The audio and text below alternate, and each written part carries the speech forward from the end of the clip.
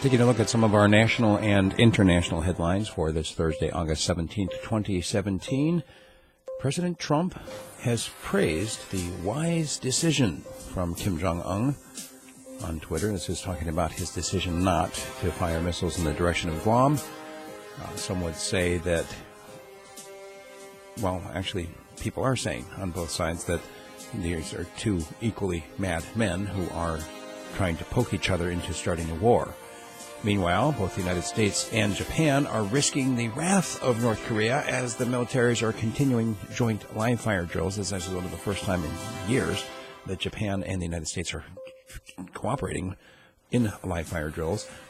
And they're saying it's completely unconnected to North Korea. And China has once again stepped forward telling both North Korea and the United States to hit the brakes on these threats.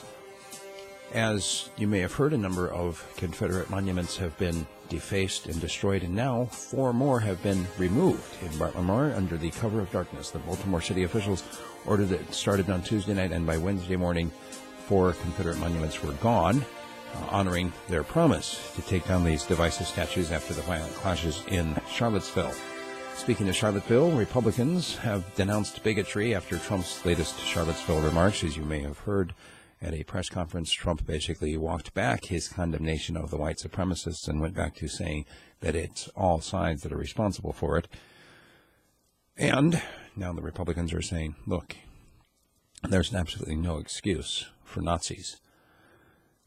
In light of all these other memorials being destroyed, defaced, removed, Vandals spray-painted the F word on the Lincoln Memorial, and they're saying that this defacement of the D.C. landmark with red graffiti is yet another sign of the monuments being defaced. It could be part of a bigger issue. We'll take a look at that at some point in the future.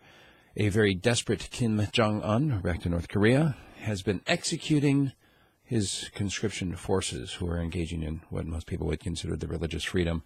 Conscientious objectors are being imprisoned and executed in North Korea, and that's going to be my subject of commentary today.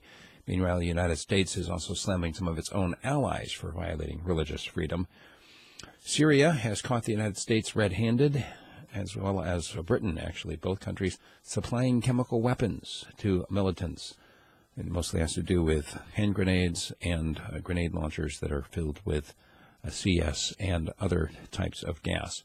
Now, some would say this is just crowd control, but it is technically a chemical weapon.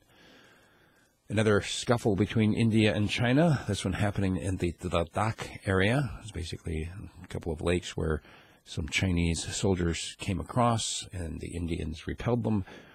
This tension is getting higher in that region as well. A number of other stories, including why Russia is selling U.S. debt securities, the collapse of the Texas bathroom bill, and a Vietnam vet with dementia who's been reassured that his duty is done. If you'd like more details on these stories or the ones that we don't have time for in this video, check out the website radiofreespeech.com, because the subscribers get a 30 to 40-minute form audio, of course, that you can upload to your device and listen to the news on your way to work. That's radiofreespeech.com.